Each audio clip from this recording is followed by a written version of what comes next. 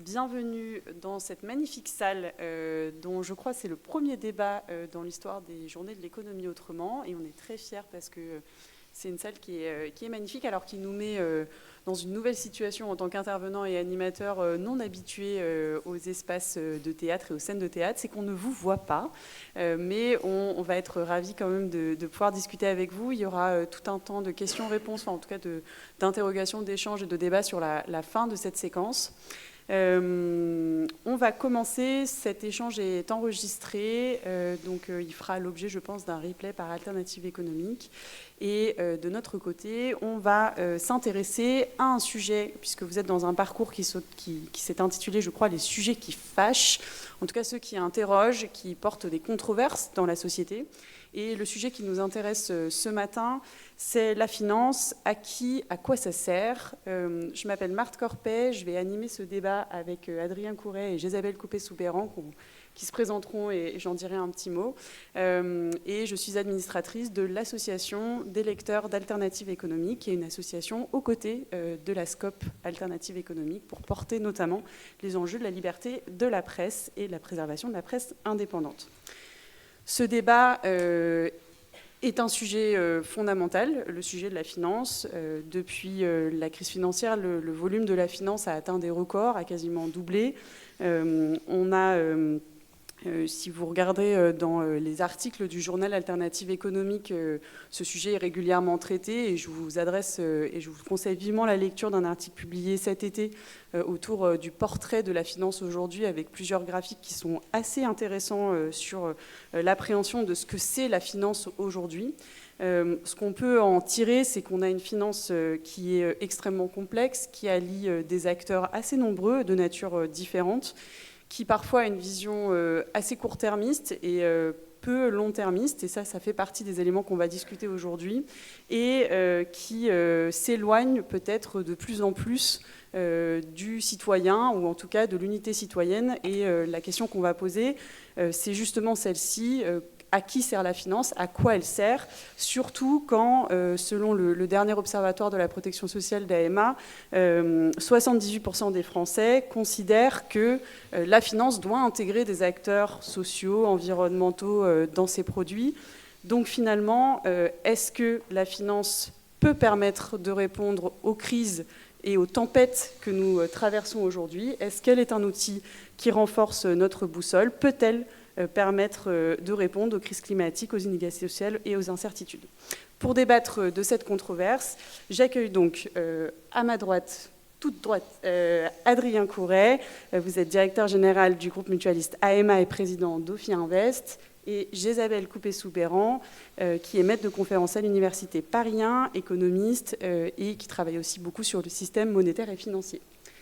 Peut-être pour commencer à vous donner la parole, et représentez-vous pour aussi expliquer d'où vous parlez et qu'est-ce qui vous a amené aussi dans ce débat. Si je commence à cette première question qui est donc à qui sert la finance, vers qui est-elle tournée? Est-ce qu'on peut se dire aujourd'hui que la finance permet d'orienter ou de s'orienter vers l'économie réelle? Est-ce qu'elle est plutôt à l'échelle, ou en tout cas au service des intérêts de quelques-uns, au service des intérêts de tous? Je vous donne la parole en premier, Adrien, vous êtes à ma droite. Je vous laisse vous présenter et puis peut-être commencer un peu sur ce sujet. Merci beaucoup Marthe et bonjour à tous. Et d'abord laissez-moi vous dire à quel point c'est un vrai plaisir de participer cette année encore au JEA, qui est un événement, je trouve, qui prend de plus en plus d'importance dans notre écosystème. Et le sujet que tu as présenté, Marthe, est extrêmement important pour nous. Le groupe AMA est un groupe de l'économie sociale. Il a été fondé par Massif et Aesio Mutuel. Et je pense qu'il porte pas mal d'enjeux ou de contradictions pour des acteurs comme nous que porte le sujet de la finance. C'est-à-dire qu'à la fois par notre histoire, nous sommes incontestablement des acteurs de l'économie sociale et solidaire, et en même temps par la taille, le développement, le succès que l'on a eu au fur et à mesure des années, on est inséré dans une économie et dans une finance qui est extrêmement classique. Et donc c'est très régulièrement dans notre action, dans notre raison d'être, par notre gouvernance, une sorte de contradiction qu'il faut essayer de résoudre. C'est comment exprimer une différence, et une différence avec un impact, en étant un acteur gouverné, structuré différemment en format mutualiste, et néanmoins qui utilise les infrastructures de l'économie dominante. Alors, répondre à ta question, ça amène un peu à se pencher sur le mot finance. Et je me disais, quelle était la dernière grande citation qu'on a entendue dans le débat public en France sur la finance? Eh ben, c'était la phrase de François Hollande durant sa campagne victorieuse, c'était « Mon ennemi, c'est la finance ». Et cette phrase, elle est intéressante au-delà du caractère peut-être électoral qu'elle a pu avoir, c'est qu'elle amène à se pencher à qu'est-ce qu'on met derrière ce mot-là. Et donc, nous aussi, qu'est-ce que ça veut dire pour nous? Parce que si on prend la finance comme une technique, nous, en tant qu'assureurs, nous faisons tout le temps de la finance. C'est-à-dire qu'on regarde la finance comme la façon de transporter dans le temps les cotisations que nous confient nos sociétaires pour que le jour où on ait besoin de les rembourser, de les indemniser, eh bien on ait les liquidités nécessaires, on ait cet argent qui a été protégé et qui leur revient.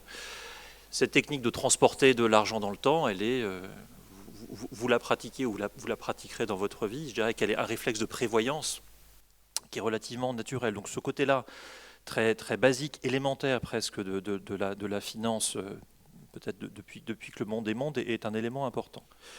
Après, si on vient à deuxième aspect de la finance, c'est la finance, on entend deux mots. On entend financement, un besoin de financer, et en face de ça, il y a une logique qui est plutôt d'avoir des capacités de financement. En France, ces capacités de financement, elles viennent de façon très forte du monde des ménages et du monde de l'épargne. Et donc la finance, c'est le système par lequel on met en face une épargne qui vient beaucoup des ménages, à des besoins de financement qui vont financer des entreprises, d'autres ménages par le crédit par exemple, ou des États.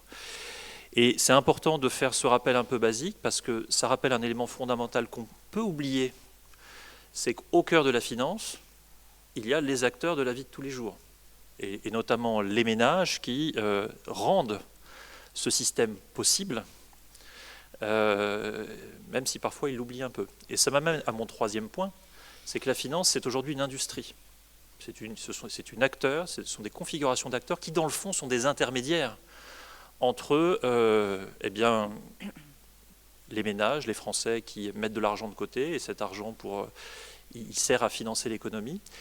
Et ces intermédiaires qui sont des assureurs, qui sont des banques, qui sont des gérants d'actifs, je pense que c'est eux qui sont nommés, alors à tort ou à raison, on en discutera, qui étaient nommés lorsque François Hollande disait « mon ennemi, c'est la finance ». Parce que finalement, quand vous avez des intermédiaires sur ce type d'activité où on doit mettre en face une épargne et des besoins de financement, vous avez tous les risques classiques qui interviennent à ce moment-là par rapport aux citoyens. L'intermédiation, c'est toujours une forme d'éloignement, surtout sur une industrie qui a sa complexité. Et la complexité de la finance, sous certains aspects, elle a de vraies raisons d'exister, parce qu'une partie de cette complexité, elle vient chercher à sécuriser ce transport de l'épargne dans le temps. Mais dans cette intermédiation se cachent tous les vices, ou toutes les difficultés, ou tous les abus possibles de la finance, le manque de transparence, le fait qu'on ne comprend pas. En fait, de la même façon qu'aujourd'hui, on ne comprend pas, en tant que consommateur, qu'est-ce qu'il y a dans un produit alimentaire transformé ou comment fonctionne l'intérieur de mon téléphone, on ne comprend pas forcément comment fonctionne l'intérieur de la finance. Dans l'intermédiation peuvent se cacher des abus qui sont l'utilisation dévoyée des fonds. Là, on va rejoindre la question de la spéculation, qui n'est pas un sujet de l'économie d'aujourd'hui, qui est un sujet relativement ancien en réalité, même s'il est accru par la complexité. Et puis vient le fait que, étant éloigné, comprenant difficilement tout ce système et cette industrie, eh bien, il y a des gens qui se nourrissent sur la bête, en fait, là-dedans. Et dans cette industrie, vous avez en fait un registre extrêmement varié d'acteurs. Vous avez des acteurs extrêmement spéculatifs, extrêmement internationaux, et vous avez des acteurs plus localisés. Et c'est cette finesse-là, de mon point de vue, qu'il faut chercher à en comprendre. Et donc, pour moi, à qui sert la finance aujourd'hui?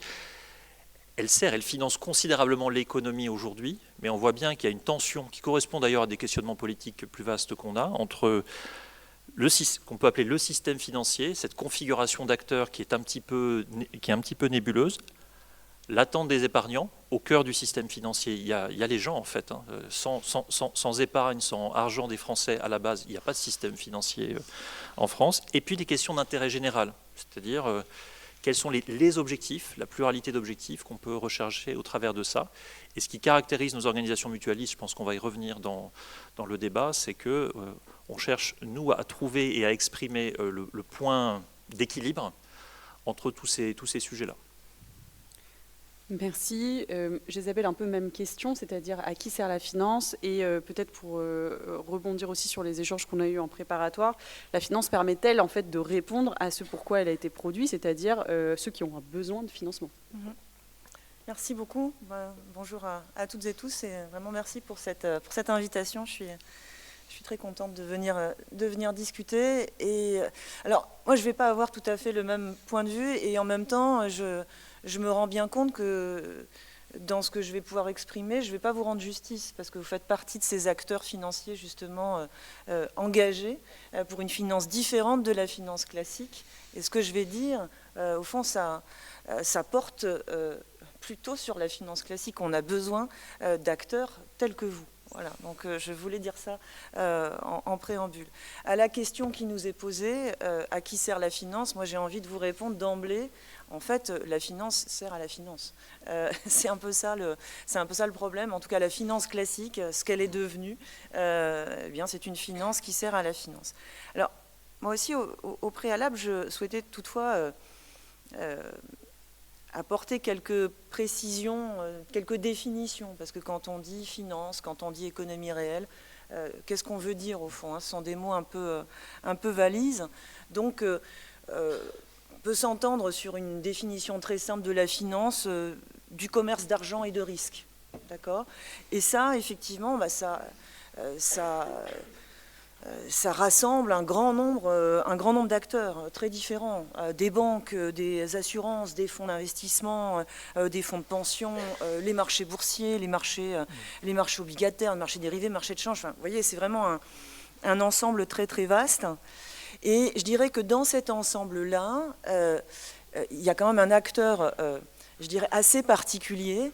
Peut-être que cet acteur perd en particularité au fil du temps, mais cet acteur particulier, ça reste quand même les banques. Parce que dans cet ensemble, eh bien, les banques ne sont pas de purs intermédiaires financiers. D'accord ? Donc, ce ne sont pas simplement des intermédiaires qui collectent des dépôts et qui octroieraient des crédits avec. En fait, dans le cas des banques, c'est l'inverse qui se passe, parce que les banques ont ce pouvoir de création monétaire. Donc, ils ne font pas que du commerce d'argent. En gros, ils produisent l'argent, ils créent, les banques créent l'argent, d'accord ? Donc, elles créent l'argent qu'elles prêtent sous forme de crédit. Et au passage, vous notez que prêter, c'est un bien mauvais terme, finalement, dans le cas des banques. Et puis, elles créent aussi l'argent qu'elles placent sur les marchés financiers quand le placement ne se fait pas auprès d'une autre banque, mais auprès d'un acteur non bancaire. Donc ça, c'est pour la finance. Après, l'économie réelle. Quand on dit économie réelle, qu'est-ce que c'est que l'économie réelle ? Bon, je dirais que c'est la production et le commerce de biens tangibles et de services, alors plutôt de services non financiers, si on veut vraiment parler d'économie réelle. Qui dit production, dit investissement, pour réaliser la production, dit consommation aussi pour vendre la production. Et l'investissement a besoin de financement. Souvent, l'épargne brute des entreprises ne suffit pas à autofinancer l'investissement. Donc, les entreprises ont un besoin de financement externe. Et donc, en théorie, qu'est-ce qu'on attend de la finance à ce niveau ? Eh bien, on attend qu'elle finance l'investissement, qu'elle porte bien son nom, d'accord, qu'elle finance l'investissement des acteurs de l'économie. Alors,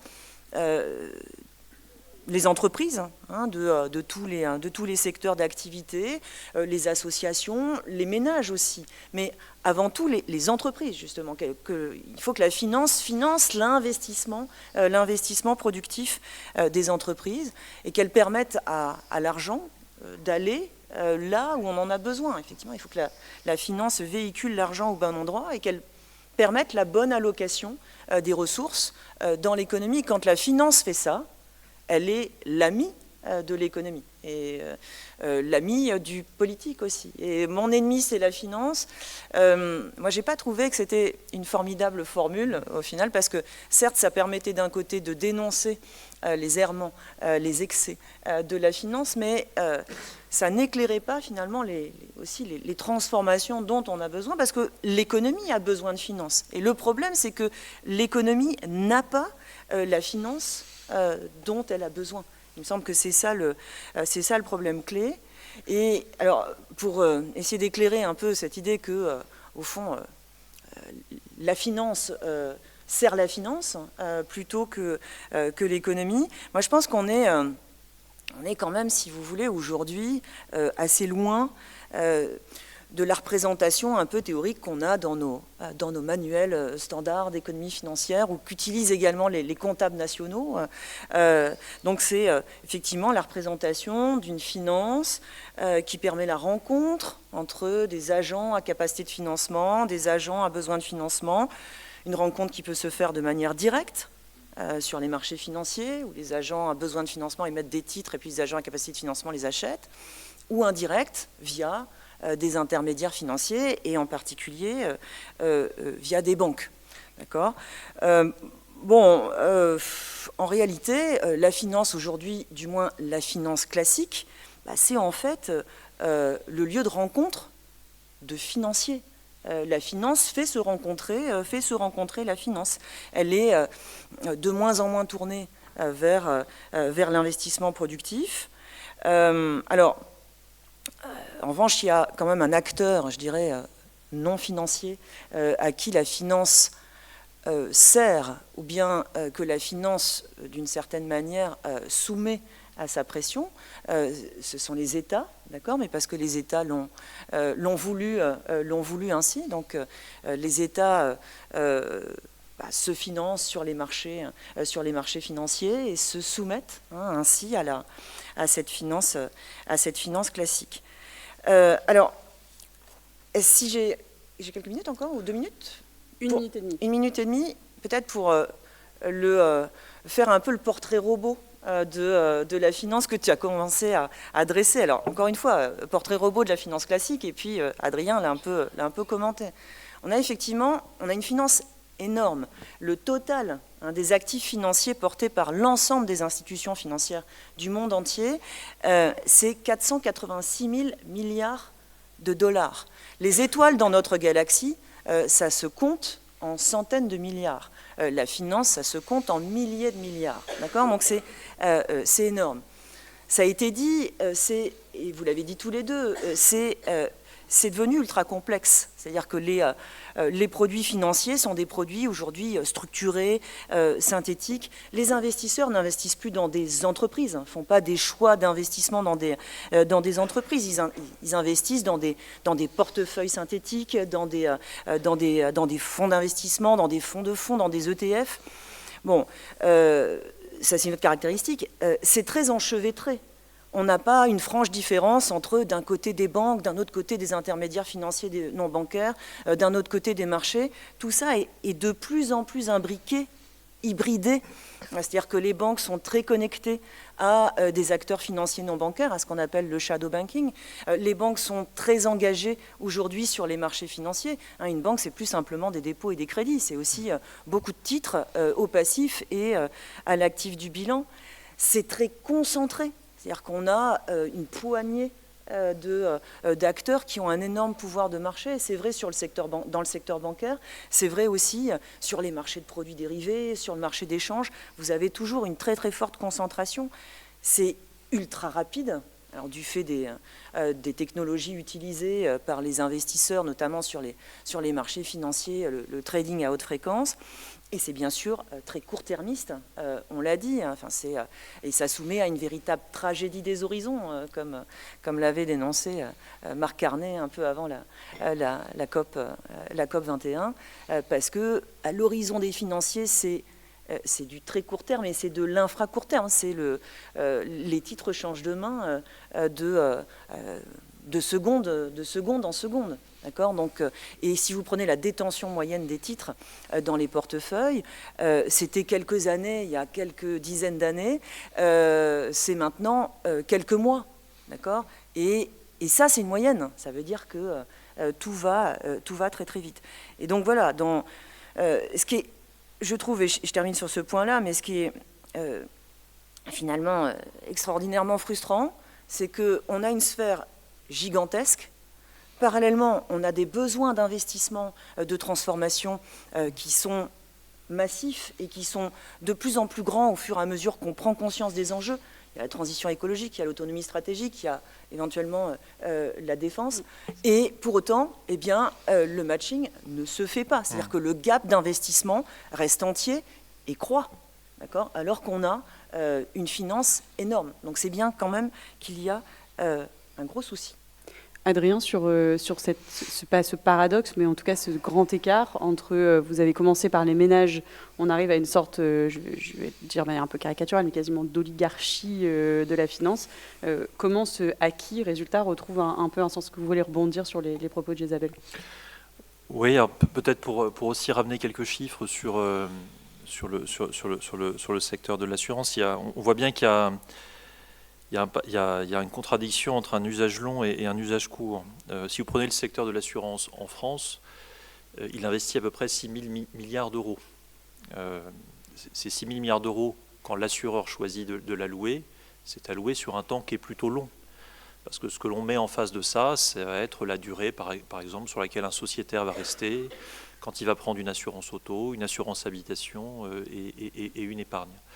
Dans ces 6 000 milliards d'euros, vous avez 2 000 milliards d'euros sur l'assurance vie, qui est le gros morceau, je dirais, d'épargne, épargne longue. En moyenne, 1 euro qui est investi en assurance vie reste dans le bilan de l'assureur pendant 7, 8, 9, 10 ans. Donc on est sur une dimension qui est plutôt longue et finance à peu près une soixantaine de % les entreprises. Alors, c'est là on viendra sur quelles entreprises derrière.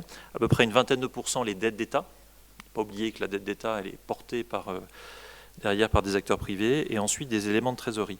Et je voudrais rebondir sur ce que disait Isabelle sur la question du matching. C'est qu'en fait, pour déployer cet argent sur le temps long, différents acteurs interviennent qui peuvent ensuite faire tourner l'argent sur un temps beaucoup plus court. Et dans cette rotation, intervient un élément clé qui est que l'industrie financière est une industrie compétitive. C'est-à-dire qu'un euro qui est engagé, qui pourrait servir finalement à beaucoup de choses différentes, qui pourraient servir à la spéculation dans un extrême opposé, et puis un pur investissement d'infrastructures de biens communs d'autre part. En fait, cet euro-là, il est mis en concurrence dans un système qui est extrêmement homogène et monolithique. Et quel va être le critère sur lequel la concurrence peut se faire mécaniquement? Après, on viendra peut-être aux acteurs mutualistes tels que nous sommes. Ça va être la rentabilité, tempérée par la prise de risque. Et je pense que c'est ce double élément-là, et c'est pas décidé quelque part dans un bureau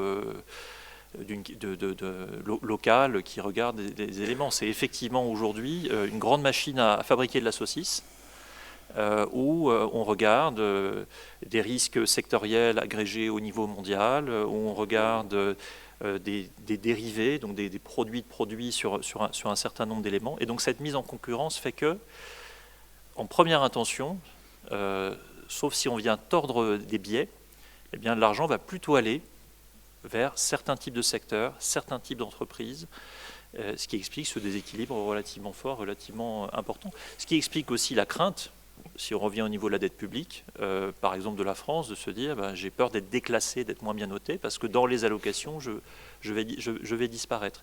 Ce jugement de marché, il est très discriminant. Ça n'est que la reproduction du vieil adage qu'on ne prête qu'aux riches, d'une certaine façon. Et derrière ça, il n'y a pas que la notion de rentabilité, il y a une notion de prise de risque. C'est un système qui, à un moment, n'amène pas à la prise de risque, sauf quand il se dérègle totalement. Souvenez-vous ce que c'était la crise des subprimes, c'était presque l'inverse. C'était une attribution excessive d'emprunts immobiliers aux États-Unis, y compris vis-à-vis de publics qui les payaient très cher, mais qui n'avaient absolument pas les moyens de se le payer. Donc à un moment, il y a cette déconnexion en fait, entre l'objectif d'une partie de l'industrie et les usages. Ça fait une bonne transition et je vais vous passer la parole, Isabelle. On va inverser le ping-pong. Mais sur résultat, à quoi sert la finance? Parce que c'est exactement la transition derrière. Alors, on ne va pas ici discuter de est-ce que la finance, oui ou non, doit permettre dans l'absolu d'aller financer notamment les enjeux de transition. Je pense qu'on est quand même globalement tous d'accord qu'elle doit aussi permettre ça. La question aujourd'hui, c'est plutôt comment, alors sans parler de réforme, on y viendra dans un troisième temps, mais aujourd'hui, à quoi peut-elle servir? Comment l'utiliser? Vers quels objectifs? Isabelle, je vous passe la main sur ce point. Juste une petite réaction peut-être. Moi, je suis évidemment complètement d'accord avec l'idée de recherche de rentabilité. C'est-à-dire que la finance actuelle est façonnée pour le rentable et ne va que vers le rentable. Même quand on y introduit d'ailleurs des critères extra-financiers, c'est quand même le critère du rendement, malheureusement, qui prédomine. Sur cet aspect, je suis d'accord. En revanche, j'ai plus d'interrogations sur l'aspect de concurrence que vous avez souligné. Parce que, à mon sens, c'est vraiment pas... alors, on ne parle peut-être pas de la même chose, mais c'est vraiment pas la structure concurrentielle qui caractérise aujourd'hui la finance. C'est plutôt, comme je disais tout à l'heure, une concentration très forte. D'accord. Et je pense que c'est... Alors, je connais mieux le secteur de la banque que le secteur de l'assurance, mais je pense que cette concentration, on doit aussi la trouver dans le secteur de l'assurance, mais dans le secteur de la banque, c'est édifiant. C'est-à-dire qu'on a 4-5 acteurs qui ont 80% du total des actifs des secteurs, d'accord, du secteur. Donc, voilà. Et cette concentration, au fond, elle amène plutôt à la recherche d'une préservation de rente. Et je pense que ce problème de concentration excessive explique en partie pourquoi est-ce que la finance ne sert pas l'économie. Donc, bon, voilà pour cet aspect-là auquel je souhaitais un petit peu réagir. Après, sur à quoi sert la finance? Peut-elle être un levier de transformation? Est-ce qu'elle peut être un levier de transformation? En fait, cette finance classique, pour le moment, alors même s'il faut arriver justement à la transformer, et précisément la transformer pour en faire un levier de transformation, mais la finance dans le capitalisme financier, qui est le régime dans lequel évoluent nos économies depuis plusieurs décennies, depuis les années 70, ça sert à faire de l'argent avec de l'argent. D'accord. Et dans cette perspective-là, on confond bien entendu la fin avec le moyen, mais je dirais que c'est l'essence même du capitalisme financier. Et le problème, c'est que le capitalisme financier installe en fait cette logique d'accumulation absolument partout. C'est-à-dire que tout devient une sorte de produit financier. L'entreprise devient un produit financier. Gouvernées dans l'intérêt des actionnaires, et elles sont sommées de créer de la valeur actionnariale. Enfin, on voit bien en quoi cette financiarisation de l'économie agit sur la gouvernance des entreprises. Quand les entreprises sont détenues par des fonds d'investissement, donc là quand elles deviennent vraiment de purs produits financiers gérés par des fonds avec un horizon court-termiste, eh bien, voilà, on est dans une pure logique, d'accumulation. On a ce problème-là aussi au niveau de l'immobilier. L'immobilier s'est largement transformé en produit financier. Et quand l'immobilier se transforme en actif financier, c'est la ville tout entière qui devient un produit financier. Le logement n'est plus un toit, c'est juste un loyer. Voilà, un pur produit financier. Il y avait un super bouquin là-dessus, L'Empire urbain de la finance, qui avait été publié en 2023. qui expliquait très bien comment est-ce que des gérants d'actifs, des fonds d'investissement avaient mis la main sur l'immobilier. Et alors, bien sûr, dans des économies très financiarisées, ce qui est le cas, où, si vous prenez le cas de la France, le secteur bancaire, ça fait 4 fois le produit intérieur brut en total de bilan. Si vous élargissez la perspective sur les marchés d'échange, chaque jour, il s'échange à peu près 1,5 fois le PIB de la France. Bon, on est dans des économies très financiarisées, et dans des économies très financiarisées, la finance ne fait pas que suivre l'économie, elle la détermine. Et donc, si la finance se transforme, bien sûr qu'elle devient un levier de transformation. La question, c'est la question de savoir si la finance, finalement, peut se transformer spontanément en finance responsable. Est-ce que spontanément, la finance peut devenir une finance responsable, où justement le critère de rentabilité, eh bien, n'en serait plus qu'un parmi d'autres, parmi l'impact social, l'impact environnemental. Bon, certes, ces aspects-là se développent, et encore une fois, il y a des acteurs engagés, il y a des investisseurs socialement responsables, mais quand on compare justement ces investisseurs socialement responsables aux acteurs plus traditionnels, ce qu'on voit, c'est que ça rapporte à peu près la même chose. Et généralement, ils aiment bien communiquer de cette façon-là, en disant c'est rentable en fait d'investir chez nous. Ça prouve à quel point on reste complètement finalement matrixé par la question de la rentabilité. Est-ce que ça veut dire que tout ça n'est qu'un leurre? Est-ce que l'investissement socialement responsable, c'est un leurre? Est-ce que l'ESG, c'est le fait de faire prévaloir donc des critères environnementaux, sociaux, de gouvernance, est-ce que tout ça, c'est un leurre? Non, c'est sans doute un objectif à atteindre. Et il y a des acteurs qui essaient vraiment de se fixer ce cap-là. Mais pour atteindre un objectif comme celui-ci, eh bien, on a vraiment besoin, en fait, que les pouvoirs publics fixent le cap et installent, en fait, des normes sociales, environnementales. Il faut transformer ça vraiment en obligation réglementaire. Ce cadre a commencé à être installé au niveau européen il y a quelques années, et c'est précisément, alors dans le cadre du pacte vert, et c'est précisément ce qui est en train d'être défait aujourd'hui au niveau européen par les omnibus. Donc voilà, moi ça me rend pas très optimiste, même si je suis toujours ravie de discuter avec des acteurs qui, eux, ont à cœur de pratiquer la finance autrement. Je crois que la question vous est informellement posée, Adrien, donc je vous laisse prendre la balle au bon. Il y a beaucoup de choses qui ont été dites par Jésabel, et vraiment merci. Peut-être 2 angles de rebond.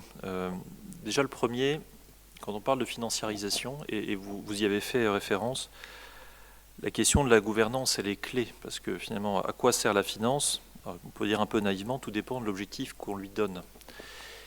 Et c'est là où quand même la question de la façon dont les entreprises sont gouvernées compte beaucoup. Et je vais prendre tout simplement l'exemple de mon groupe, pas pour le valoriser particulièrement, mais pour illustrer. Donc le groupe AMA est un groupe gouverné en format mutualiste. Donc, vous savez que les entreprises mutualistes, elles ont une structure financière parce qu'il faut bien porter les engagements des assurés dans le temps, mais nous ne sommes pas cotés. D'ailleurs, même le capital d'une mutuelle n'appartient à personne. On est sur un format qui est un peu différent des banques. Si vous preniez la structure de notre groupe, et si vous imaginiez qu'il était coté en bourse, comme AXA, comme Allianz, comme Generali, eh bien, classiquement, ceux qui seraient alors nos actionnaires nous demanderaient chaque année de retirer en dividende de l'activité, en fait, d'extraire de l'activité entre 500 et 600 millions d'euros. je mentionne que c'est bien plus que notre résultat. Or, ce n'est pas le cas. Ce n'est pas le cas parce que ça n'est pas notre forme d'entreprise. Ça veut dire que la façon dont on est gouverné, ça permet de conserver dans l'activité cet argent-là. Et à quoi il sert cet argent-là? Il a un impact très concret sur la façon dont on fait notre assurance. Ça veut dire qu'en moyenne, on a des tarifs qui sont plutôt plus bas. En général, les tarifs des mutuelles sont plus bas que ceux des acteurs non mutualistes. Ça veut dire qu'on s'adresse à une population qui est globalement plus large. Prenez AXA, Allianz, Generali, qui sont très bons assureurs par ailleurs. Ils s'adressent plutôt à ce qu'on appellerait en marketing des segments premium ou haut de gamme. Vous prenez une mutuelle comme la Massif ou comme Aesio, ils s'adressent à toute la population. Donc cette dimension-là, elle est extrêmement importante. Chaque année, le groupe AEMA, il y a des aléas évidemment parce qu'on est en assurance, produit un niveau de résultat, un ROE, comme on dirait en finance, qui est de l'ordre de 2-3%.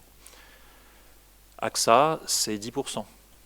Des acteurs très financiarisés comme les réassureurs, c'est 15%. Donc la façon dont on se gouverne, mais notre chance en tant que mutuelle, et je reprends une parole de Jésabel, c'est que nos titres ne sont pas mis sur le marché. Nulle part on peut nous regarder comme un actif financier finalement. Ça c'est un élément qui est très important. C'est un autre élément très important et qui est également un élément de vécu, c'est que quand votre entreprise est cotée, ça mange la tête des dirigeants. Parce que tous les trimestres, ils doivent raconter une histoire à des acteurs qui sont un peu extérieurs, des analystes financiers, sur pourquoi ils ont fait tel niveau de résultat et comment ça s'explique. Dans les cycles économiques, c'est très rare que les choses changent tous les trimestres. Et parallèlement, ça crée une typologie en gouvernance de conseils d'administration, de typologie d'administrateurs qui sont orientés pour ça. Alors que dans nos mutuelles, vous trouvez dans les conseils d'administration des personnes qui sont issues de la société, qui sont extraits finalement des portefeuilles de sociétaires, évidemment qui sont intéressés aux questions financières comme un facteur de pérennité, de long terme de la mutuelle, mais les premières questions qu'ils nous posent, moi je suis directeur dans les fonctions exécutives, c'est plutôt très souvent des questions sur le sens ou l'utilité que va avoir le tel ou tel projet que l'on va porter. Donc cette question de la gouvernance, elle est centrale. Elle peut être liée à la dimension que vous rappeliez sur la concentration du secteur bancaire. Alors le secteur assurantiel en France a la chance d'être moins concentré puisqu'il faut une vingtaine d'acteurs pour faire à peu près 80% du marché. Le sujet, ce n'est pas notre concentration, c'est que quand il s'agit de faire de la finance, eh ben, on a en face de nous des acteurs qui, eux, sont de plus en plus concentrés. C'est-à-dire que c'est pour réaliser des investissements, sauf si vous conservez des moyens autonomes, et c'est ce que l'on a notamment au travers d'Ophi Invest, vous faites face à, là, pour le coup, des très très très grands groupes, extrêmement normalisés, ce qui peut poser une difficulté. Alors, est-ce que la finance peut être un facteur de transformation là-dedans? Alors moi je crois que oui, mais c'est un oui qui est lucide. C'est-à-dire que les choses progressent, elles progressent, je dirais, dans le cadre et dans les codes de la finance traditionnelle. Il faut être tout à fait lucide sur l'ESG. S'il y a eu une conversion progressive de beaucoup d'acteurs dans l'ESG, et je mets de côté les logiques de greenwashing. Je précise juste ESG, environnement social, gouvernance, critères exactement. européens. Globalement, comment prendre en compte différents objectifs au-delà de l'objectif de rentabilité dans les investissements. Je pense que si les éléments se sont propagés, et globalement plutôt dans le bon sens depuis 10 ou 15 ans, alors il y a eu des acteurs en pointe pour porter ça, et si vous prenez la Massif, elle a fait partie des premiers acteurs qui ont porté ça dans les années 90 quand personne n'en faisait, c'est qu'aussi il y a une compréhension que quand un assureur, un banquier, un gérant d'actifs investit quelque part, regarder la seule rentabilité comme si le monde ne changeait pas autour de nous ne suffit plus. Et aujourd'hui, l'analyse ESG, ça permet en regardant une entreprise de lui poser la question, mais là par exemple votre usine, elle est construite sur un site qui peut-être demain sera inondé parce qu'il y a un changement climatique. Et donc comment je projette ça à 10 ans? Là, vous faites comme si le monde allait rester tel qu'il est et donc que vos chaînes d'approvisionnement resteraient globalisées. Mais on voit bien depuis 2-3 ans que ça n'est plus le cas. Donc comment vous adaptez par rapport à ces éléments-là? Donc cette dimension d'ESG, en fait, elle correspond à une évolution également de la lecture de la finance qui se dit comment je peux maintenir une rentabilité dans le temps. Alors je ne sais pas s'il faut le voir de côté positif ou négatif. L'art du capitalisme, c'était le bouquin de Boltanski et Capello, c'est l'art de récupérer la critique. Et là, quelque part, ça en fait partie. Mais si on regarde le verre à moitié plein, ça veut aussi dire que dans des raisonnements, je dirais, très traditionnels, très simplistes, il y a cette complexité-là qui est prise en compte. Après, vous avez une partie de la finance qui, plus directement, va rechercher aujourd'hui des tests d'impact au sein du groupe AEMA, donc au FI Invest, par exemple, à une structure qui s'appelle Swen Capital Partner, qui depuis 10 ans, qui avait été très pionnière, consacre des fonds pour soutenir l'agriculture régénérative, la dépollution des océans, et on parle de milliards d'euros. C'est-à-dire qu'aujourd'hui, on est capable de dire à nos sociétaires, votre argent, il va sur des sujets, là pour le coup, concrets, non pas des compositions d'entreprises ou des paniers d'entreprises comme le décrivait Jabel, mais concrets sur ces éléments-là. C'est vrai que c'est une initiative de notre part, elle peut exister chez d'autres acteurs, mais ce n'est pas toute la finance qui fonctionne comme ça aujourd'hui. Et puis un dernier point qui n'est pas des moindres, là encore c'est peut-être de la petite transformation et du colibri, mais quand vous êtes dans la finance, que vous avez des titres, que ce soit des titres d'action, des titres de dette, eh bien vous avez un pouvoir d'expression qui peut exister dans les entreprises dans lesquelles vous avez investi.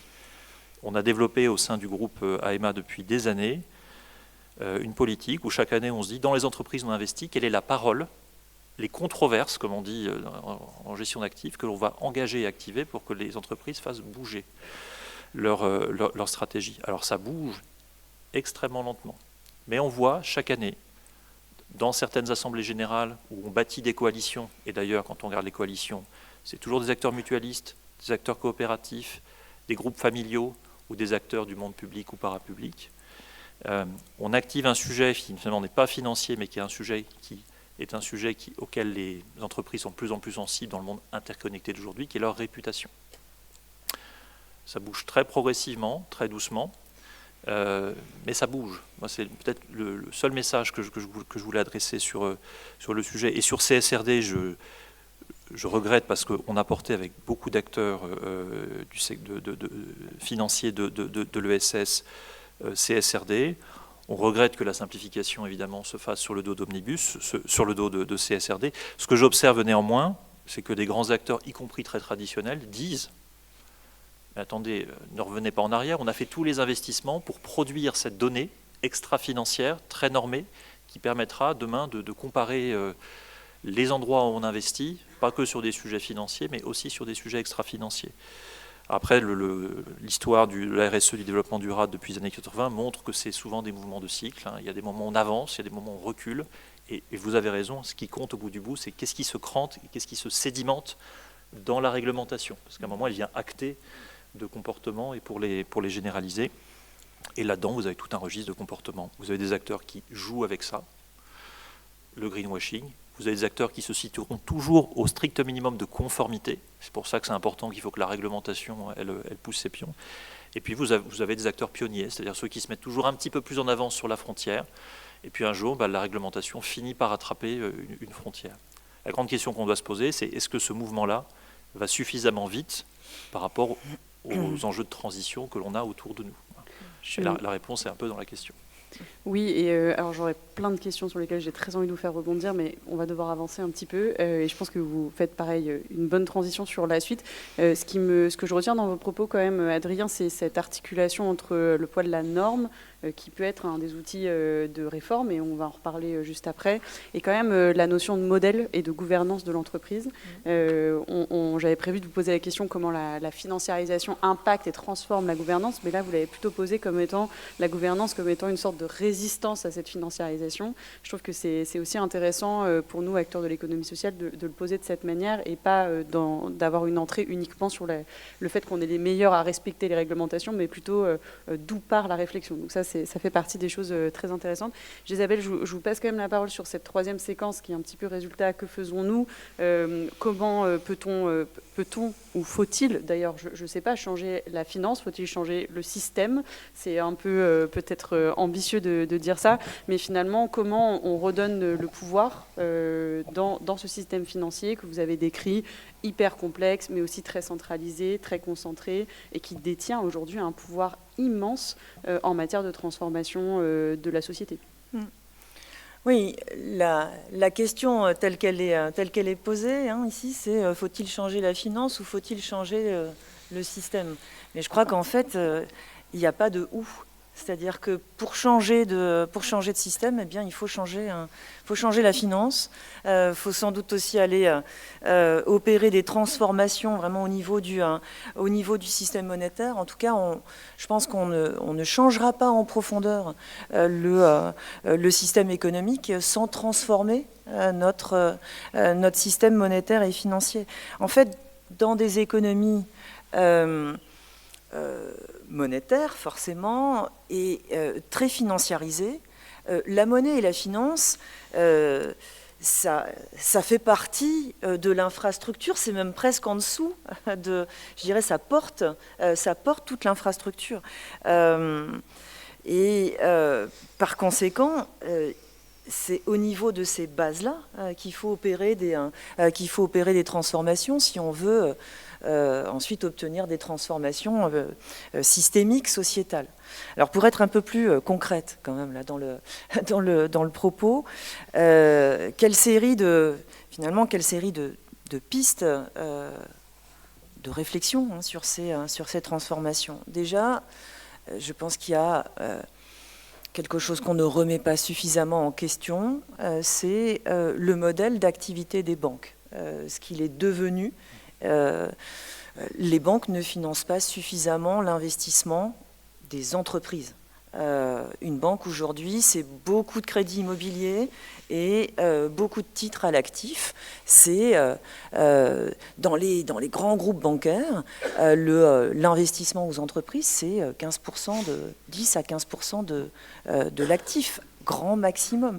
D'accord ? Donc, est-ce qu'on a véritablement besoin de ces mastodontes qui sont en fait pas vraiment connectés sur l'investissement des entreprises? Je trouve que c'est une question qui devrait se poser, et cette question, elle est restée entière même après les réformes bancaires post 2008. Donc ça, c'est un premier aspect, et ça va un peu de pair, mais étant donné que ce changement de modèle d'activité s'est accompagné d'une concentration croissante des acteurs bancaires et financiers. Je pense qu'il y a un vrai souci à ce niveau-là. On a besoin d'une déconcentration du secteur bancaire, et c'est pas si simple que ça à opérer. Et on voit bien que les autorités monétaires et financières, en fait, et en particulier la Banque centrale européenne, sont en fait pas du tout dans cette perspective-là, précisément parce qu'ils considèrent qu'on a besoin de grands acteurs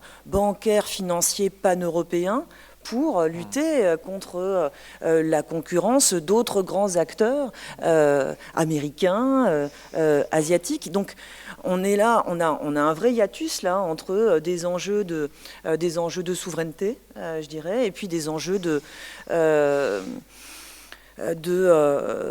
des enjeux de stabilité financière et de connexion de la finance à l'économie réelle. On sait, au niveau académique, on s'est posé la question de savoir s'il n'y a pas trop de finances. La question s'est posée après la crise financière. Est-ce qu'il n'y a pas trop de finances? Il y a pas mal d'études qui montrent ça et qui ont complètement renversé le consensus qui prévalait avant la crise financière, qui montrent qu'effectivement, il y a trop de finances, trop de développement financier, trop de banques, trop de marchés financiers, et que ça ne va pas du tout dans le sens de la croissance. En fait, ça porte plutôt préjudice à l'activité économique. Donc ça veut dire que finalement, le bon ordre des choses, ce serait d'aller dans le sens d'une définanciarisation. Mais avec quoi comme instrument? Avec, par exemple, une taxation des transactions financières.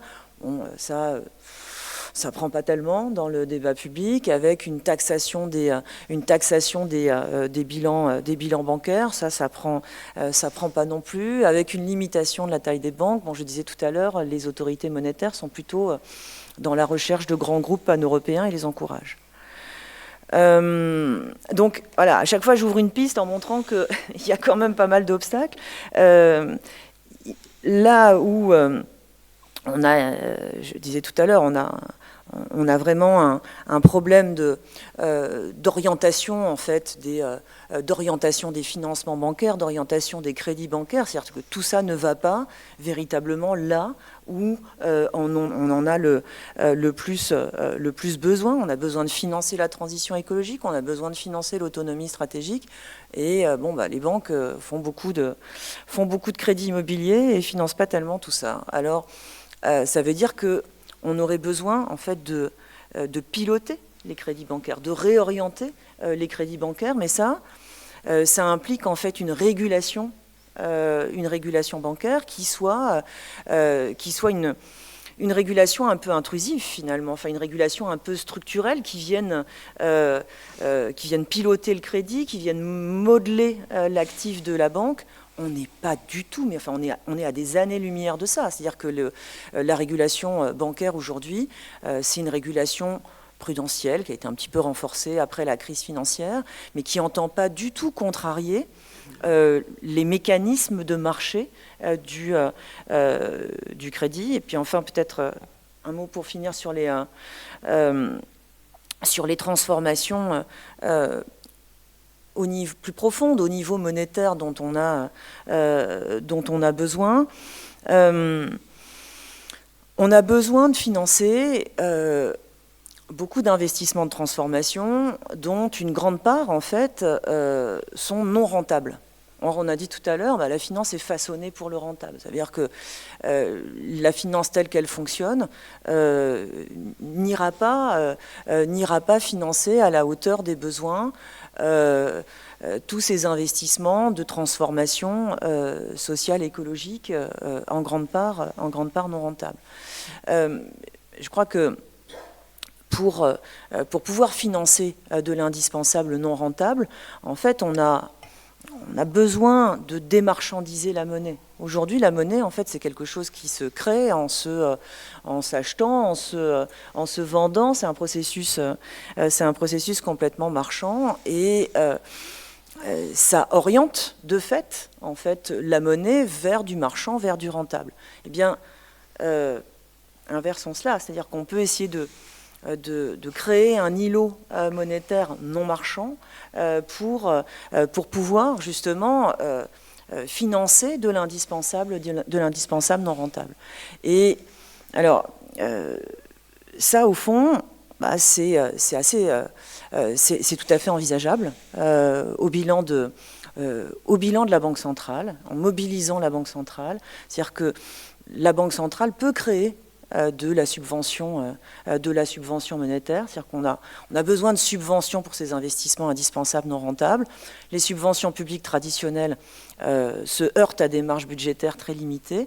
Eh bien, on peut en fait trouver un autre levier, je dirais, de subvention à travers la création monétaire de la Banque centrale. Donc ça nous amène dans une autre conception de la monnaie, dans de la monnaie sans dette, mais d'une certaine manière, elle existe déjà. La Banque centrale est capable de réaliser ces subventions monétaires. Elle les oriente vers les banques. Il s'agirait de les orienter, en fait, vers les besoins de transformation de l'économie. Tout ça aussi, pour le moment, ça reste vraiment de l'économie fiction. Donc, en fait, voilà, moi, c'est ça qui me rend un peu down en ce moment, un peu. C'est que, vous voyez, toutes ces pistes-là que j'essaie d'ouvrir, je mesure bien tous les obstacles qu'il y a en face. C'est-à-dire qu'on est vraiment à chaque fois à contre-courant face à des vents contraires. Et c'est difficile donc d'envisager sereinement une transformation profonde possible de la finance. Et d'un durcissement du contexte européen qui, en plus, est particulièrement le lieu de ces débats. Adrien, peut-être dans une vision plus positive. Je ne sais pas si elle sera plus positive, mais quelle était la question à la base? La question à la base, elle est peut-on transformer la finance, transformer le système? Là, on a vu quelques outils qui sont des outils assez macro et qui relèvent des grandes règles qui encadrent, peut-être à l'échelle plus micro et celle de la gouvernance d'une entreprise mutualiste. Comment vous arrivez aujourd'hui à faire la différence? Parce que c'est peut-être aussi là-dessus qu'il y a des choses qui peuvent être intéressantes. Non, je pense qu'il ne faut pas renoncer à la réflexion macro, mais il y a un gros truc qui manque aujourd'hui si on voulait changer le système ou la finance ou le faire évoluer, c'est le changement des consciences.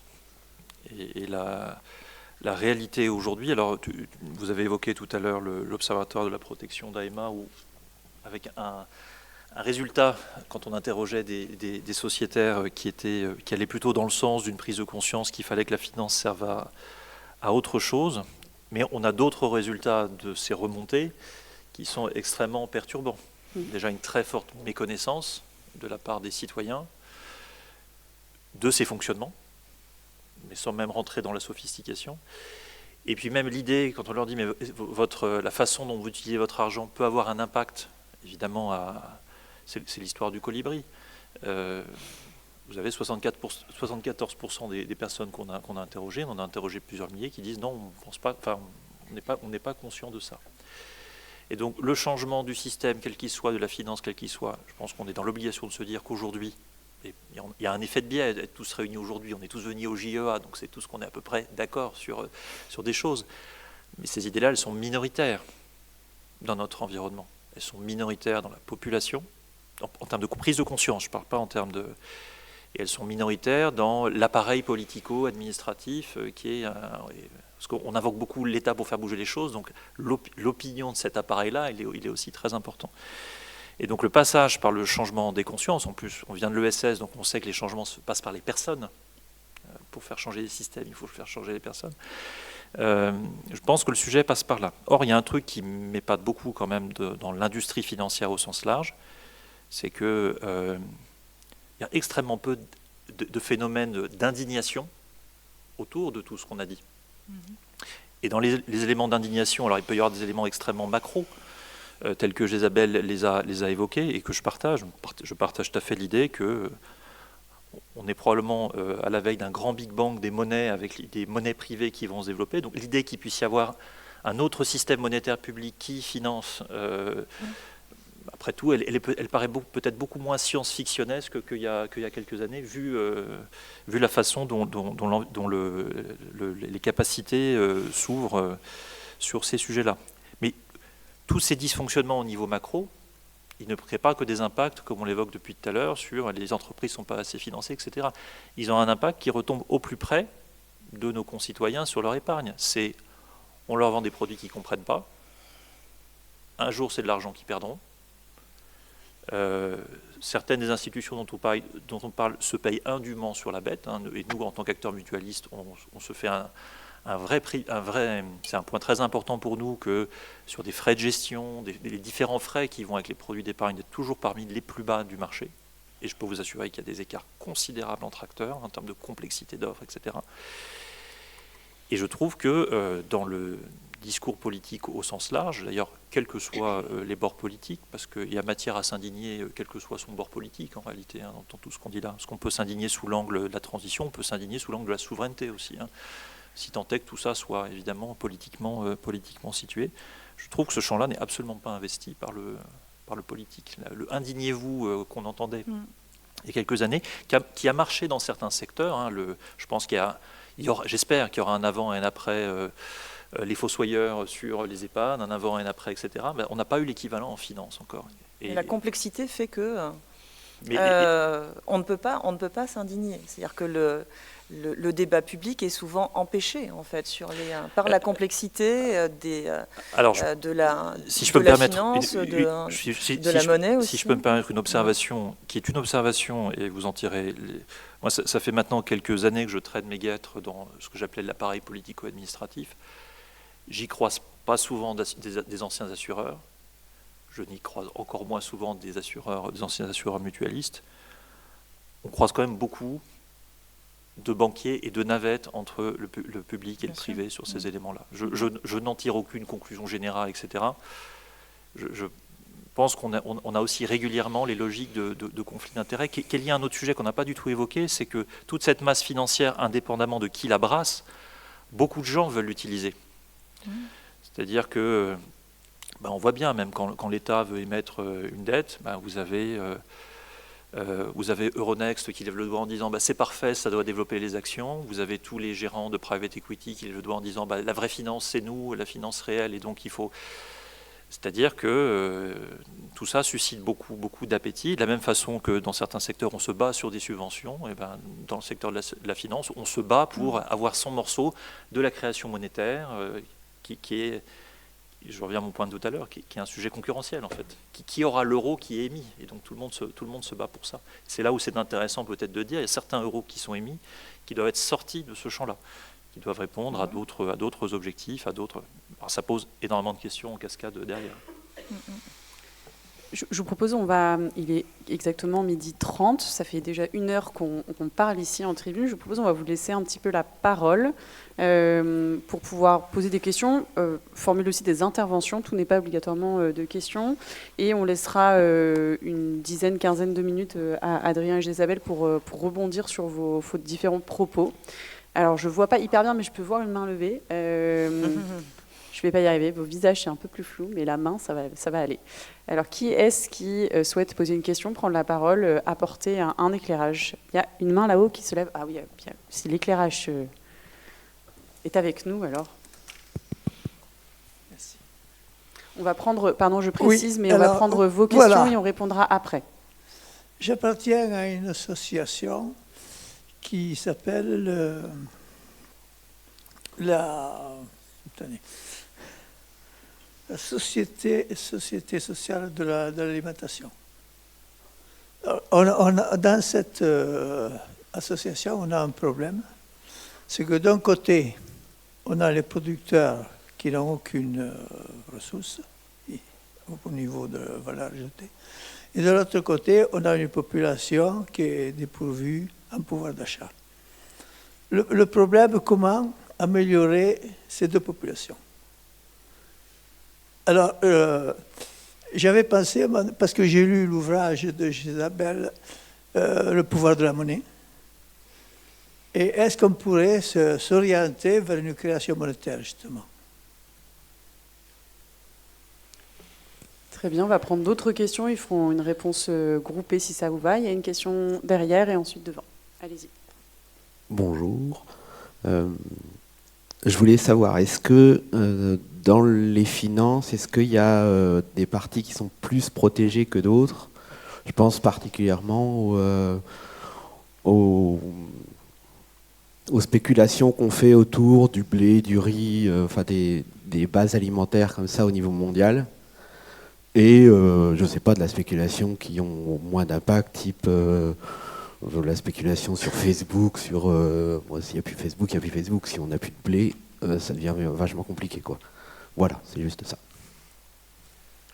Merci. Il y a une question devant, puis ensuite là-bas. Ah ouais, même 1, 2, 3, 4. Très bien. Allez-y, vas-y. Oui, bonjour.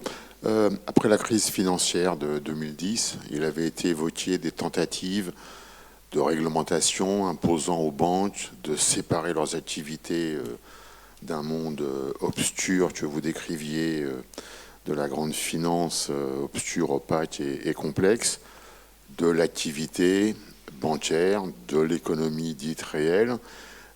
Est-ce que ce sujet de séparer les activités pour protéger l'économie réelle, de façon à ce qu'en cas de grave crise financière, ça ne soit pas éventuellement l'économie réelle qui paye la note, est-ce que cette réglementation a avancé et où en est-on dans ce domaine?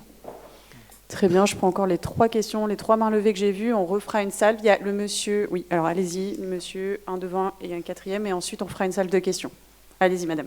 Bonjour, merci d'abord pour les propos qui étaient très intéressants. En ce qui me concerne ma question, je comprends qu'on est assez pessimiste sur l'intervention des acteurs classiques et du politique. Est-ce qu'on peut avoir un peu plus d'espoir dans tout ce qui va être acteur de la DeFi, par exemple? Monsieur qui est juste ici, qui a levé la main depuis le début. Voilà. Alors très franchement, j'aurais plein de questions, je vais en garder qu'une seule. Je voudrais juste faire un commentaire, j'en profite. C'est que c'est super de vous entendre, un mutualiste, un vrai, et une chercheuse, une vraie, et enseignante en plus. Donc ce commentaire, c'est que c'est très agréable de vous écouter. Et il manque plein d'acteurs qui sont tous responsables de l'état du monde d'aujourd'hui dans la finance, c'est-à-dire la dégradation de la planète, les problématiques de la finance, etc. Alors, donc je vais transformer ça en une seule question, mais qui a le pouvoir de la finance mondiale? Excusez-moi pour la question difficile. On a essayé d'y répondre quand même au début, mais on va. Je crois qu'il y a. J'ai vu devant. Oui, je pense que c'est toi, Jérôme, et après là-bas, et on va faire une première salle de réponse. Gardez vos questions. Oui, bonjour. Donc, Jérôme Sadier, président du Crédit Coopératif. Donc, je n'entends pas défendre l'intégralité de la profession bancaire. Mais d'abord, merci parce que je pense que le sujet qu'on évoque mérite une très grande pédagogie et qui est d'ailleurs un préalable à toute capacité d'indignation, en fait, en tout cas d'indignation utile. Et je crois qu'il faut qu'on soit plus nombreux comme acteurs de la finance, qu'on soit assureurs, banquiers, pédagogues, tout ce qu'on veut, pour faire plus en matière de pédagogie, d'autant plus que le monde de la finance a tellement changé en très peu de temps et qu'il va encore changer en encore moins de temps avec l'irruption des crypto-monnaies, etc., qu'en fait, si on veut continuer à avoir un poids sur le sujet, si tant est qu'il soit facile à avoir, il faudra toujours mieux le comprendre. Voilà. Et donc, merci d'y contribuer. Moi, je crois que l'utilité des banques, elle est manifeste parce que, en fait, s'il n'y avait pas de banque, je ne suis pas certain qu'on pourrait avoir chacun d'entre nous, à titre individuel, à titre professionnel, des vrais projets. En fait, s'il n'y a pas de banque, il reste l'héritage, la rente. Et d'ailleurs, c'est ce qui a caractérisé pendant très longtemps l'économie, qui était une économie de rentier, alors qui tente un peu à le redevenir à certains égards aussi. Mais s'il n'y a pas de banque pour vous prêter de l'argent pour vos projets, en fait, vos projets ne vont pas très très loin.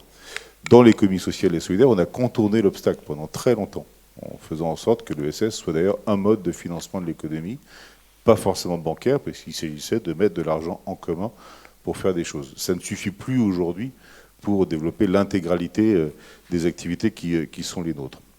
Et donc de ce fait, là où on a un nœud aujourd'hui, mais Isabelle l'a très bien expliqué, c'est que les banques ont ce pouvoir de création monétaire.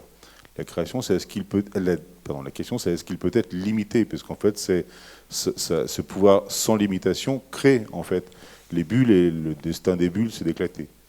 Et donc la question, elle est là parce qu'aujourd'hui, une banque, quand elle prête 100, en fait, selon les banques, elles n'ont pas toutes le même argent en réserve pour le prêter. En fait. Nous, au Crédit Coopératif, quand on prête 100, on a 100, et les 100, ils viennent exclusivement des dépôts de nos clients. On est la seule banque à le faire. Parce que la quasi-totalité des autres banques, en fait, quand elles prêtent 100, elles ont que 70 ou 80 en caisse, et elles vont créer de la monnaie par ailleurs sur les marchés financiers, et ce qui contribue en fait à entretenir en fait cette financiarisation, parce que la finance va à la finance, et s'il n'y a pas de régulation, effectivement, ça finit par exploser. C'est ce contre quoi, d'ailleurs, peut-être de façon paradoxale, la BCE s'érige aujourd'hui en contre, parce qu'elle oblige les banques françaises, en tout cas, à essayer de limiter autant que possible ce pouvoir de création monétaire, parce que ça, précisément, ça les affaiblit. Elle est paradoxale par ailleurs, parce qu'elle encourage ce que Isabelle décrivait tout à l'heure en termes de concentration, de diversification, etc. Mais si on compare les profils des banques, ne serait-ce qu'en France, évidemment, quand vous comparez les banques entre elles, elles n'ont pas du tout les mêmes bilans, en fait. Il y a des banques qui sont totalement internationalisées et qui, en fait, prêter aux clients n'est plus trop le sujet, et encore moins aux entreprises, comme l'a dit Isabelle, et puis d'autres qui, quand même, restent encore aujourd'hui, parce qu'elles sont très françaises, continuent à d'abord prêter à leurs clients. Mais bon, tout ça pour dire que, effectivement, je pense qu'il y a un sujet de régulation. Le fait est que la BCE, elle régule sans mandat, autre que celui qu'elle s'est donné, alors parfois pour le meilleur, parfois pour le pire. Et aujourd'hui, par rapport à ce que vous avez décrit comme étant finalement une des conséquences du backlash écologique depuis une année environ maintenant, paradoxalement, là aussi, la BCE demande aux banques de ne rien lâcher, en fait, sur ce qui devait être, en principe, les orientations de la CSRD, en fait. C'est-à-dire d'obliger les banques à mieux connaître leurs clients, à les accompagner dans la transition écologique. Et donc, en fait, texte ou pas texte au niveau européen, les banques vont devoir le faire, en tout cas, en France. C'est évidemment plutôt une bonne chose. Dernier point sur cette régulation. Moi, je crois, malgré tout, qu'il faille que l'autorégulation l'emporte, notamment chez les acteurs coopératifs. C'est que ce qui n'interviendra pas du niveau de l'État, il faut qu'on le fasse nous-mêmes, et c'est la force du modèle coopératif, je pense, parce que sa gouvernance est différente et parce que sa propriété est différente. Et ça, c'est aussi un concept qu'on n'étudie plus trop, à vrai dire, en économie, parce qu'on considère qu'il n'y a plus qu'un seul mode de propriété qui est celui de l'économie conventionnelle, des sociétés cotées qui, en fait, qui ne sont pas la norme, fondamentalement. Mais dans l'esprit des gouvernants, de la façon dont on forme aussi ceux qui nous gouvernent, il n'y a qu'un seul modèle d'entreprise qui vaille, alors que la vérité, c'est que ce n'est pas comme ça tout à fait que ça se passe. Et fort heureusement, quand la propriété est conçue autrement, la gouvernance est conçue autrement, donc l'intérêt des déposants est lui aussi conçu autrement. Et donc je crois qu'en fait, il y a une clé dans le fait de résister aussi en s'appuyant sur le pouvoir des consommateurs. Et c'est pareil nous qu'on fait au Crédit Coopératif, de dire à nos clients, votre argent, il a du pouvoir, et donc c'est à vous de faire des choix. Mais c'est, pour revenir avec ce que je disais au début, l'argent est trop encore un sujet neutre, en fait. Finalement, c'est indifférent qu'on ait notre argent dans telle ou telle banque, dans telle ou telle assurance. On s'intéresse assez peu, finalement, à l'impact qu'il a. Et comme, par ailleurs, je pense que le pouvoir, ou l'industrie même du contournement de la règle est plus puissant que l'industrie qui produit la règle, on a intérêt, en fait, à s'ériger dans des entreprises mutualistes, coopératives ou associatives même, à faire en sorte qu'on résiste et qu'on promeuve autre chose.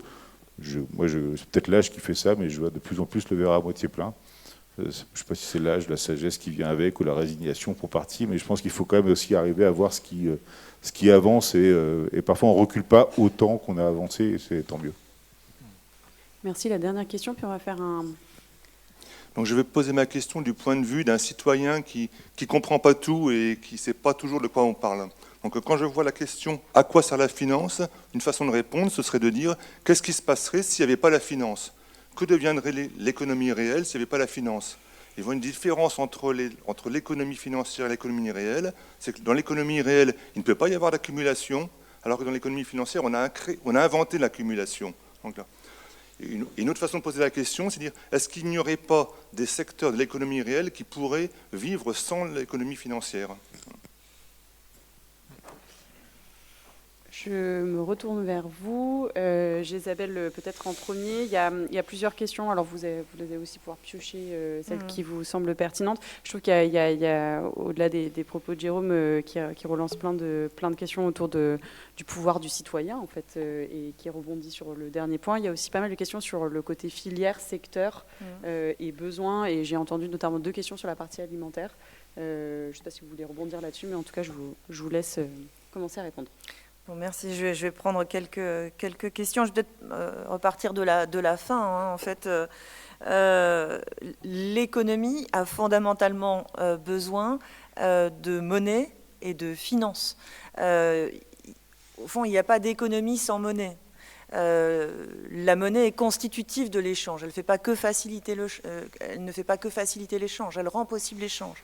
La finance, c'est ce qui permet, encore une fois, de drainer, si vous voulez, de drainer l'argent là où on en a besoin. Donc, bien sûr que fondamentalement, l'économie a besoin de monnaie et de finance et ne peut pas fonctionner sans.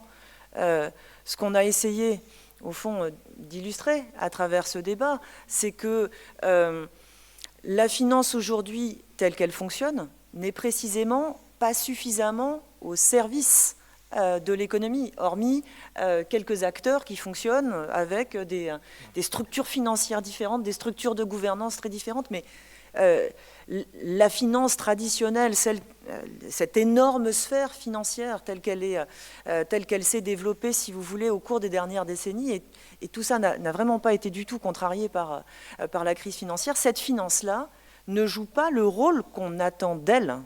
D'accord ?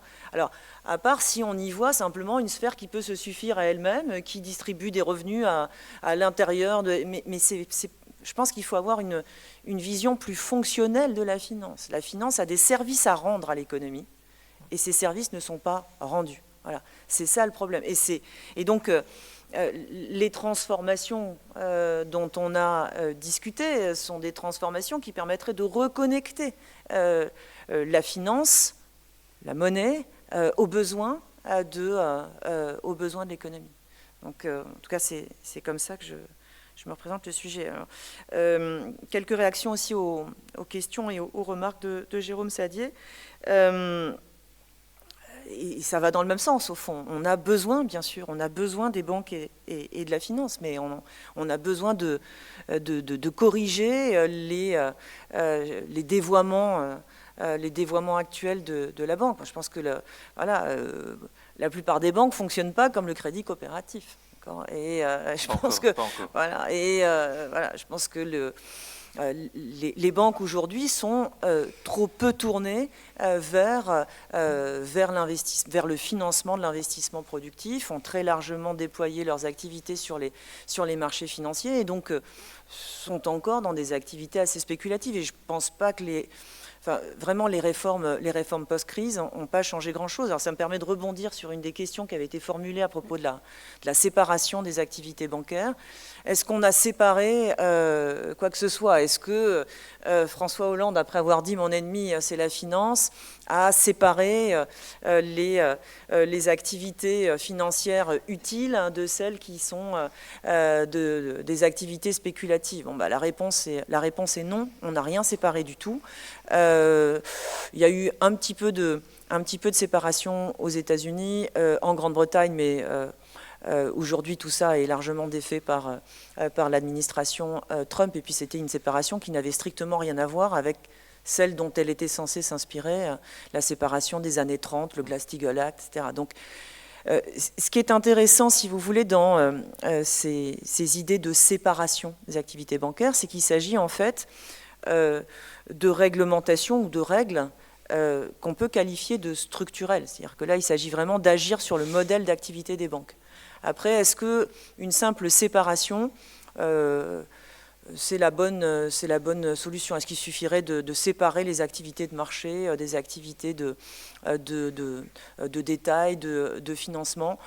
Bon, au fond, si on est capable, et c'était un peu quand même le fil conducteur de la loi de séparation française, si on est capable d'identifier les activités qui sont utiles au financement de l'économie, de celles qui ne le sont pas, pourquoi se contenter de séparer? Il faut décourager les activités qui ne sont pas utiles au financement de l'économie. Et ça, il faut définanciariser précisément. Donc, moi, c'est pour ça que j'étais pas convaincue par les propositions de séparation, parce que il me semblait qu'on avait vraiment besoin d'actions structurelles, de réglementation structurelle, mais pas forcément de cette manière-là. Et vous voyez qu'aujourd'hui, si on veut aussi ramener le crédit vers le financement d'activités, vers le financement d'investissements verts, là aussi, en fait, on aurait besoin de règles structurelles. On aurait besoin de dire aux banques, bon, vous coupez le robinet brun, vous ouvrez le robinet vert, et on essaie d'enlever des actifs qui vont potentiellement s'échouer au bilan des banques. Donc on a besoin vraiment d'agir sur le modèle d'activité des banques, on a besoin de réglementation structurelle. Encore une fois, ça c'est quand même très très loin, me semble-t-il, du logiciel actuel du régulateur qui en fait ne jure que par le marché pour allouer les financements. Et un dernier mot peut-être sur la finance défi, la finance crypto, parce que complètement d'accord avec ce que disait Adrien, c'est-à-dire que les transformations monétaires sont en cours, donc c'est pas que fictionnel, l'idée de transformer le système monétaire et financier. On assiste à cette transformation. La question c'est, assiste-t-on à la transformation dont on a besoin pour faire éclore un nouveau projet de social-écologique, celui qui, je pense, nous rassemble un peu dans ces journées de l'économie autrement. La transformation à laquelle on assiste avec l'essor des cryptos, je crois que ça nous met très très très loin de ça. Ça porte forcément un projet politique, d'accord, parce qu'un projet monétaire, c'est toujours un projet de société, parce que la monnaie nous fait vivre en société d'une certaine manière. Et donc, l'essor des cryptos, ça porte un projet politique. Ce projet politique, c'est le projet néo-libertarien de Trump et de ses amis. Et c'est très très loin d'un projet politique, social, écologique, d'une société d'une société durable, équitable, solidaire. Enfin, on est vraiment très très loin de ça. Là, l'accent est mis sur sur l'individu, sur le rejet du collectif, sur le technosolutionnisme.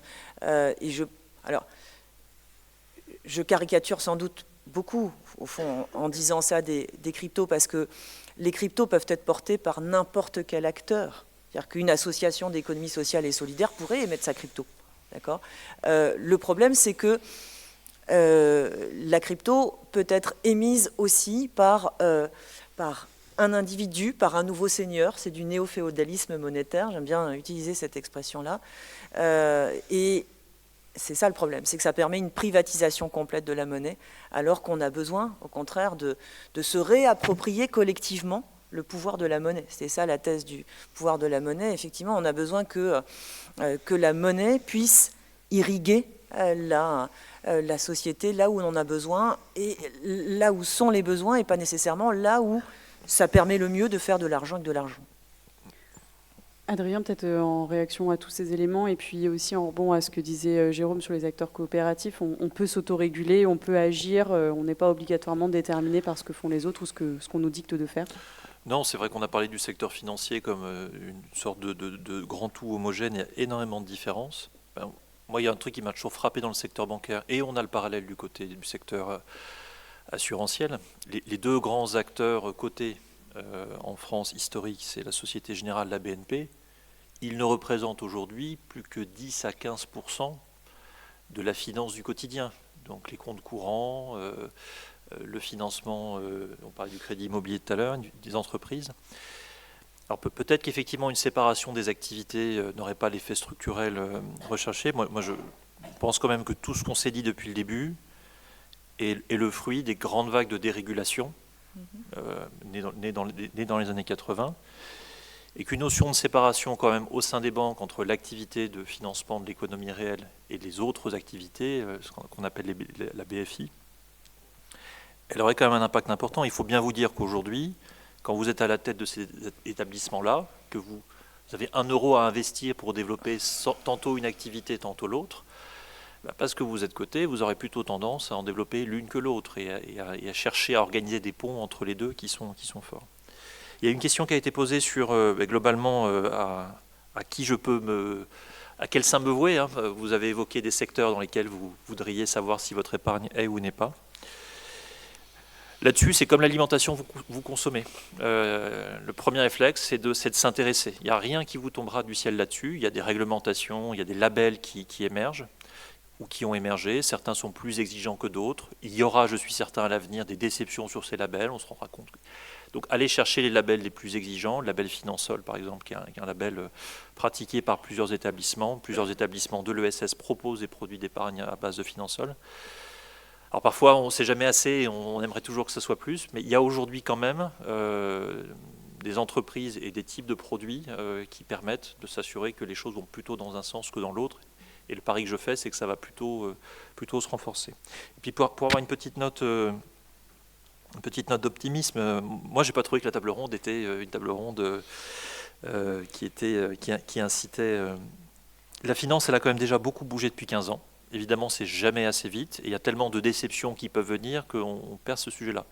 Mais aujourd'hui, si vous avez envie de vous engager dans des établissements, dans des structures qui portent une vision différente de la finance, vous en avez la capacité. Et surtout, les sujets de régulation, il n'y a pas d'autre choix que de voter. Mais pour ça, il faut de la pédagogie monétaire et financière. Comme disait Jérôme, on en manque. Petite question auquel vous n'avez pas répondu, alors je ne sais pas si vous êtes en mesure d'y répondre, mais il y avait une question sur est-ce que la création monétaire peut être une solution à un certain nombre de projets assez précis. On parlait de la question de la sécurité sociale alimentaire ou des mutuelles alimentaires, si on peut le poser comme ça.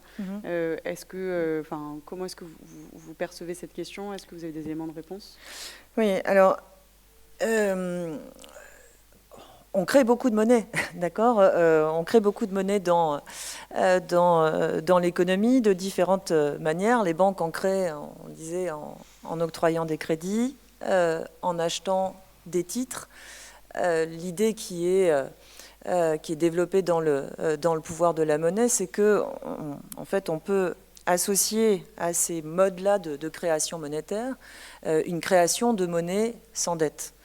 qui pourraient être effectuées par la Banque centrale et qui permettraient en fait alors en passant par une société d'investissement soutenable, une caisse de développement durable, une société financière à mission, appelons-le comme vous voulez, qui en passant par là permettrait d'allouer des subventions à des acteurs qui ont des projets d'investissement indispensables mais non rentables et que la finance traditionnelle ne peut pas financer et qui n'ont pas non plus les subventions publiques à la hauteur de leurs besoins.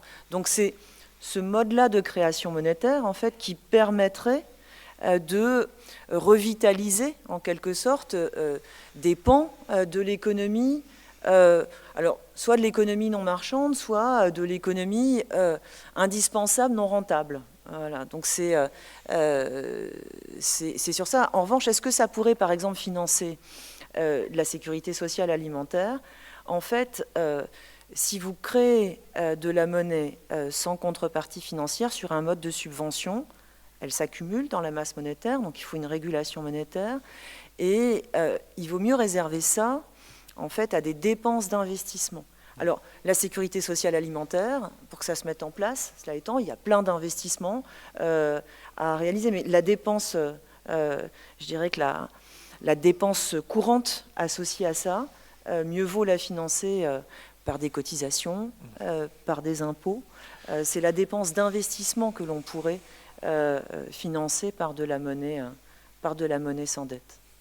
Et dernière question, et je crois qu'elle vient un peu plus de moi, mais elle va rebondir aussi un peu sur le débat que Jérôme posait autour de la notion de propriété, enfin. Dans l'économie sociale, la propriété étant principalement et majoritairement dans le monde associatif, même mutualiste et coopératif avec un certain nombre de limites, mais décorrélée de la notion de rente, enfin en tout cas de rémunération de cette propriété.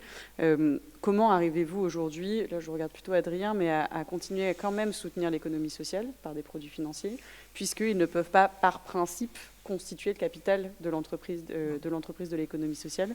Donc comment en tant que citoyenne ayant potentiellement une assurance vie ou un compte à la Massif, à Aesio ou à d'autres entreprises de votre groupe, je peux contribuer directement au financement de l'économie sociale. Et on en finira par là.